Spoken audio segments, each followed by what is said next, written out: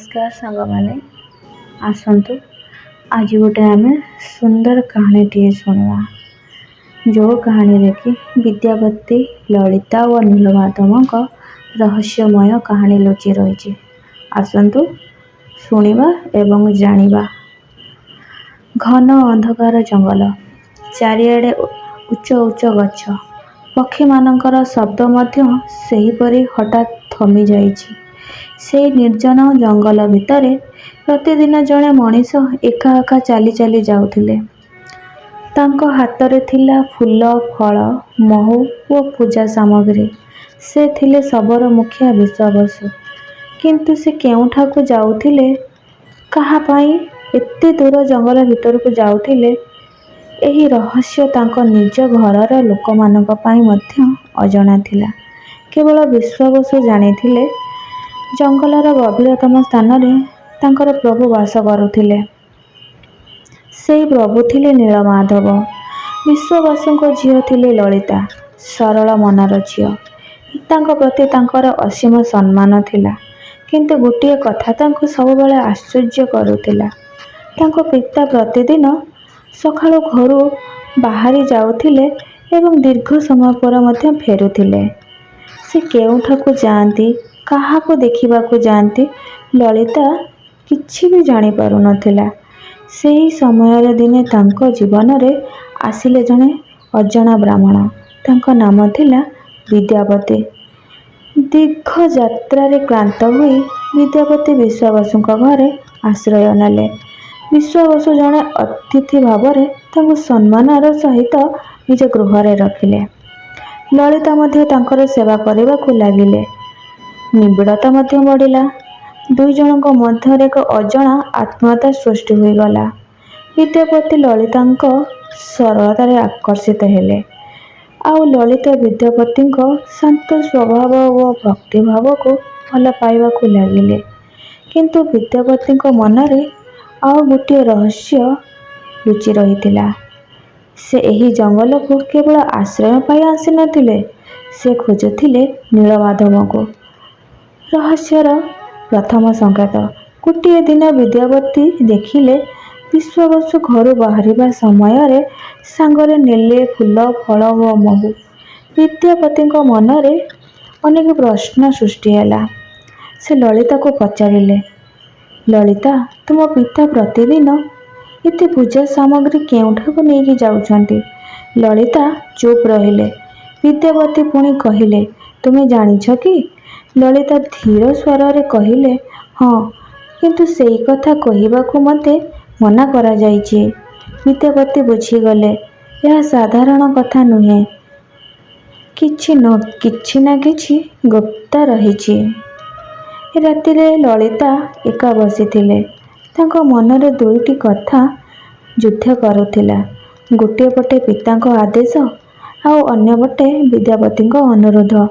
विद्यापति नीलमाधवଙ୍କ दर्शन पाई दूररू आसीथिले। से ललिता को कहिले, मु तुम पितांको रहस्य चोरी करबाकू चाहू नाही। मु केवल मोर प्रभुंको दर्शन चाहूछि। एही कथा सुनी ललितांको आखिरे ओदा होई गला। से भाबिले जदि एही ब्राह्मण सत्ୟରେ प्रभुंको दर्शन पाई आसीचंती, तेबे मु तांको कौन बा अटकाइबी। शेषरे ललिता पितांको अनुरोध कले। विश्वाबसु विद्यापति को सांगरे नेबाकू राजी मध्य हेले, किंतु एक शर्त रखिले, विद्यापति को आखि बांधी दियाजिब। विद्यापति राजी हेले। तांको आखिरे कपड़ा बंधा गला। विश्वाबसु तांको नेई घन जंगल भितर को बाहरिले। केउठी पत्थर, केउठी कंटा, केउठी गभीर खाल। विद्यापति केवल पाद तलर माटी को अनुभव करुथिले। किंतु तांको मनरे थिला गोटे योजना। से निज सहित आनिथिबा सोरिष मंजी रास्ता रे चुपचाप छिंची छिंची जाउथिले। शेषरे सेमाने एक गुप्त स्थान रे पहुंचिले। विश्वाबसु तांको आखिरे पट्टी खोलिदेले। विद्यापति आखि खोलिले एवं तांको शरीर जेपरि थरी उठिला। सामनारे थिले नीलमाधव। विद्यापतिंको मुखरू कौनसी शब्द बाहरिला नाही। तांको आखिरे लुह झरिला। ସେ ଧୀରେ ଧୀରେ ନୀଳମାଧବଙ୍କ ସାମ୍ନାରେ ବସିଗଲେ। ହଠାତ୍ ହାତ ଯୋଡ଼ି କହିଲେ, ହେ ପ୍ରଭୁ, ଆପଣଙ୍କୁ ଦେଖିବା ପାଇଁ ମୁଁ କେତେ ଦିନ ଧରି ଅପେକ୍ଷା କରିଥିଲି। ଆଜି ମୋ ଜୀବନ ସାର୍ଥକ ହୋଇଗଲା। ବିଶ୍ୱାବସୁ ନିଜ ପ୍ରଭୁଙ୍କ ପୂଜା କଲେ। ସେହି ଦୃଶ୍ୟ ଦେଖି ବିଦ୍ୟାପତି ବୁଝିଗଲେ, ଭକ୍ତିର କୌଣସି ଜାତି ନାହିଁ, କୌଣସି ଭେଦ ନାହିଁ। ଯିଏ ଯେପରି ଭାବେ ପ୍ରଭୁଙ୍କୁ ଡାକେ, ପ୍ରଭୁ ତାଙ୍କ ପାଖରେ ସେହିପରି ଭାବରେ ଆବିର୍ଭାବ ହୁଅନ୍ତି। ନୀଳମାଧବଙ୍କ ଦର୍ଶନ ପରେ ବିଦ୍ୟାପତି ଫେରିଲେ। କିଛି ଦିନ ପରେ ବର୍ଷା ହେଲା। ଜଙ୍ଗଲ ମାଟିରୁ ଛୋଟ ଛୋଟ ସୋରିଷ ଗଛ ବାହାରିଲା। ବିଦ୍ୟାପତି ସେହି ଗଛଗୁଡ଼ିକୁ ଦେଖି ରାସ୍ତା ଚିହ୍ନି ପାରିଲେ। କିନ୍ତୁ ତାଙ୍କ ମନରେ ଆଉ ଏକ ଦ୍ୱନ୍ଦ୍ୱ ଥିଲା। ସେ ଭାବିଲେ, ମୁଁ ଯଦି ଏହି ସ୍ଥାନର ରହସ୍ୟ ପ୍ରକାଶ କରେ, ତେବେ ବିଶ୍ୱାବସୁଙ୍କ ଭକ୍ତିର କ'ଣ ହେବ? ଆଉ ଯଦି ନ କହେ, ତେବେ ମୁଁ ମୋର କର୍ତ୍ତବ୍ୟରୁ ଦୂରେଇ ଯିବି। ବିଦ୍ୟାପତି ଦୀର୍ଘ ସମୟ ଚିନ୍ତା କଲେ। ଶେଷରେ ସେ ନିଜ କର୍ତ୍ତବ୍ୟକୁ ବାଛିଲେ। କିନ୍ତୁ ତାଙ୍କ ମନରେ ଲଳିତାଙ୍କ ପ୍ରତି ଅପାର ସ୍ନେହ ଥିଲା। ସେ ଜାଣିଥିଲେ, ତାଙ୍କର ଏହି ନିଷ୍ପତ୍ତି ଲଳିତାଙ୍କ ଜୀବନକୁ ମଧ୍ୟ ବଦଳାଇ ଦେବ। ବିଦ୍ୟାପତି ଯିବା ପୂର୍ବରୁ ଲଳିତାଙ୍କୁ କହିଲେ, ମୋତେ କ୍ଷମା କର। ମୋର ଏହି ଯାତ୍ରା କେବଳ ମୋର ନୁହେଁ, ଏହା ହେଉଛି ପ୍ରଭୁଙ୍କର ଇଚ୍ଛା। ଲଳିତା ଆଖିରେ ଲୁହ ପୋଛିଦେଇ କହିଲେ, ମୁଁ ଜାଣିଛି, ଯଦି ଏହା ନୀଳମାଧବଙ୍କ ଇଚ୍ଛା, ତେବେ ମୁଁ ଆପଣଙ୍କୁ ଅଟକାଇବି ନାହିଁ। କିଛି ମୁହୂର୍ତ୍ତ ପାଇଁ ଦୁହେଁ ନୀରବ ହୋଇଗଲେ। ସେହି ନୀରବତାରେ ଥିଲା ଯଥେଷ୍ଟ ଭଲ ପାଇବା, ବିଚ୍ଛେଦର ଯନ୍ତ୍ରଣା ଏବଂ ପ୍ରଭୁଙ୍କ ପ୍ରତି ଅଟୁଟ ବିଶ୍ୱାସ। ବିଦ୍ୟାପତି ଚାଲିଗଲେ।